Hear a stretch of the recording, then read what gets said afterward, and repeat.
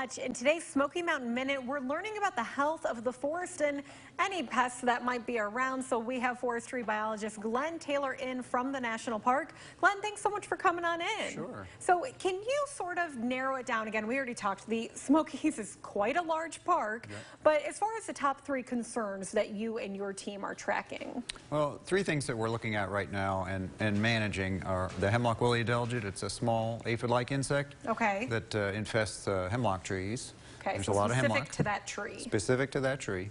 And we've been dealing with it for about 2 decades now. Okay, so we're not a stranger to it. No, and we have been treating it for that long as well. Okay. So. Secondly, another insect that's been here for a few years now in East Tennessee, the emerald ash borer affects only ash trees.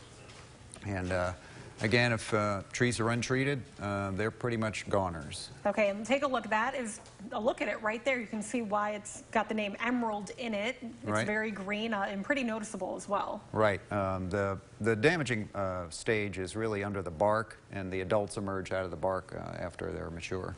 All right, and what is number 3? So the third would probably be something that's been around for quite a while, the balsam woolly Adelgid, affecting the Fraser fir trees up at the highest elevations. And so it's killed a lot of Fraser firs in the past. There's a lot of regeneration going on, though, but the fear is potentially those could get reinfested as those trees mature.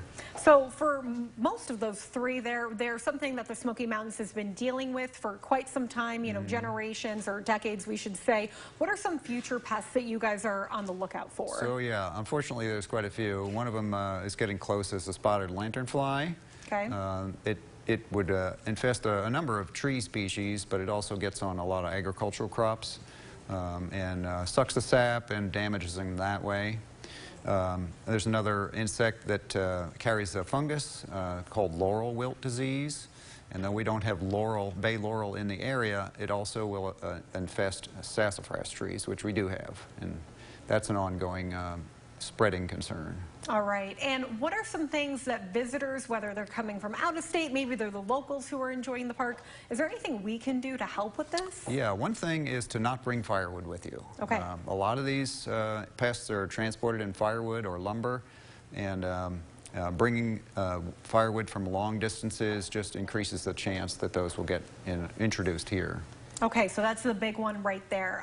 Anything else in terms of if we're just walking around? If we see something that we think maybe isn't normal, should we alert you all? Yeah, either the park or your extension agent, getting some information. A lot of these insects have been detected by the public and just notifying authorities that way. All right, so maybe snap a picture if you can, then send it over to you guys just to help keep track of the health of the Smokies, really. Yeah. Fantastic. Glenn, thank you so much for coming on in today. You're welcome. And remember, we're going to have Smoky Mountain Minute every Wednesday. We're also going to share this interview to WATE.com and, of course, on our news app. Stick with us. After the break, we're going to have a final look at your Wednesday forecast.